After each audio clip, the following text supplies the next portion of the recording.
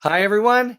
Harry here to talk about, even for Donald Trump, a day, one of the, 10 days that will live in infamy for the absolute outrageous corruption of executive power. And I'm talking about his pardons of all the co-conspirators and a long list of others, including state electors who we know broke the law, went in for Trump, and represented themselves falsely to be duly elected when they were nothing of the sort.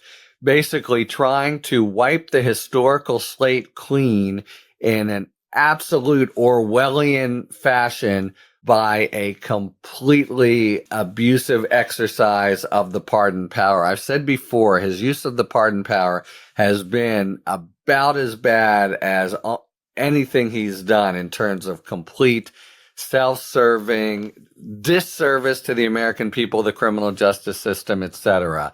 And this is just a, complete mopping up of every stain, or at least attempted, from January 6th itself. Okay.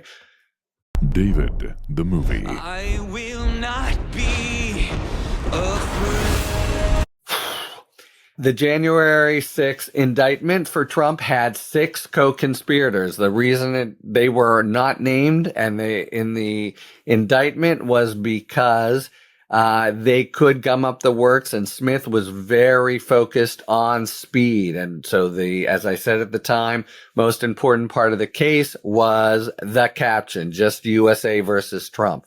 But it was a conspiracy, and no way even Trump could have done it without all these helpers. And they included, well, let's start the 6 co-conspirators, the people who we already know Jack Smith has found committed criminal activity in furtherance of the conspiracy. Rudy Giuliani, a complete dishonest scoundrel, say anything that goes for all of these people, really. John Eastman, who's the architect of the ridiculous anti-constitutional plan that says Pence doesn't have to do his job. He can make it all up and throw everything into disarray. Sidney Powell, a lawyer at Giuliani's side, who will say any kind of crap. Also, Ken Chesebro, who, along with Eastman and others, is really furthering the supposed intellectual background for these lawless maneuvers to stay in power, notwithstanding everything pointing in the other direction, and notwithstanding, of course, that what they're trying to defeat, the peaceful transfer of power, is the sort of sine qua non, excuse my legal language, but man, I am hot and bothered about this. Boris Epshteyn, the much anticipated, was never exactly nailed down, but seemed to everyone's lights, co-conspirator number 6. So you take the whole thing and just wipe it clean.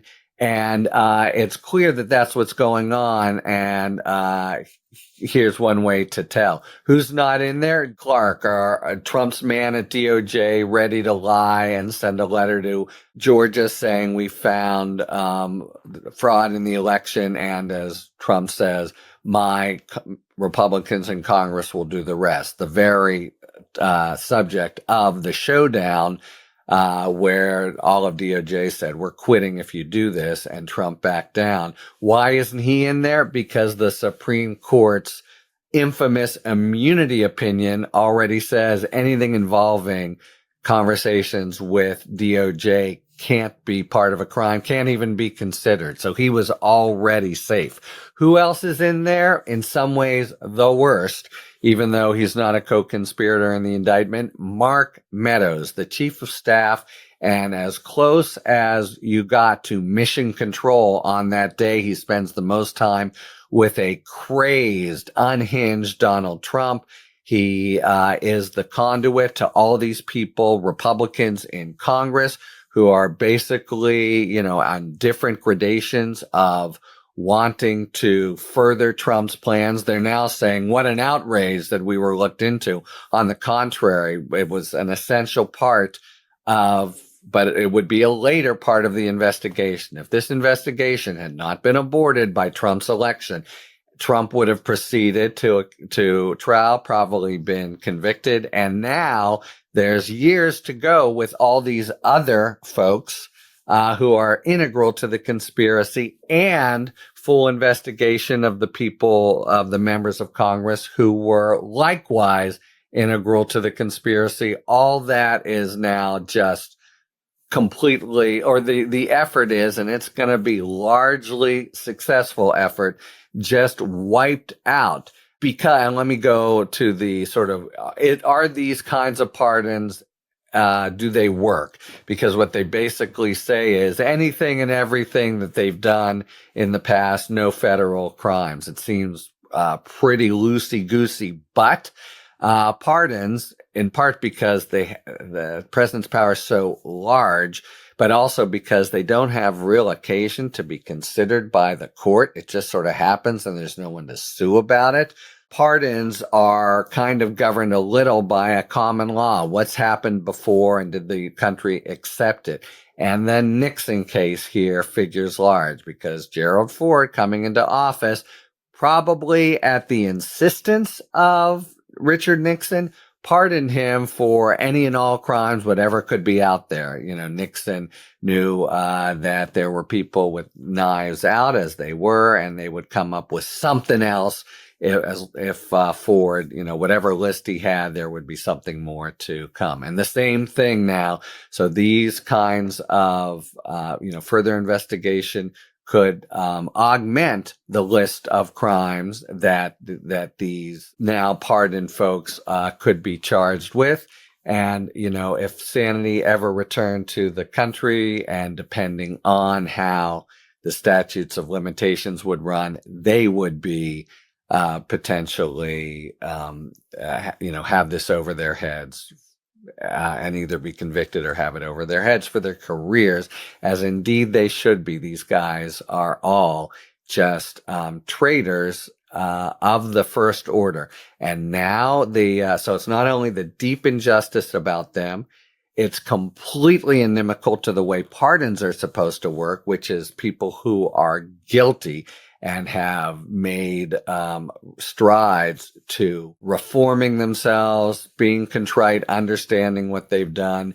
That's the people who are supposed to be subject to pardons. And there's a whole process, which of course was completely ignored here, so that Trump's cronies could be, pardoned arbitrarily, basically. Arbitrarily in the sense, not the opposite of arbitrary, in the sense that these were the people he wanted to, help whitewash his role in history.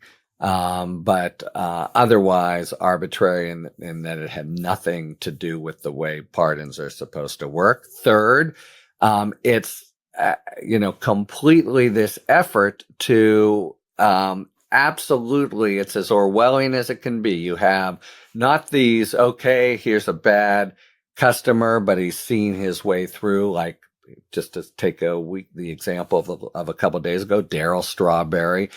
Trump wasn't saying he's the greatest guy ever. He said he was deserving of a pardon. That's at least somewhat the way pardons work. It's many years ago, etc. These very people, you have the White House spokesperson come out and say these are American heroes who were subject to weaponization and political prosecutions by the Biden administration. An outrageous fiction that is just part and parcel of trying to whitewash the whole event that is the worst crimes ever committed by a president by a long shot. Both, a sort of dual agenda of whitewashing them as if they never happened. And to the extent they did, it was all true red-blooded patriots fighting for this country and now being weaponized by the president. It's just completely topsy-turvy, but in a way that tells a terrible wrong-headed message about America. And the final point here, in some ways the most galling, yes, Trump got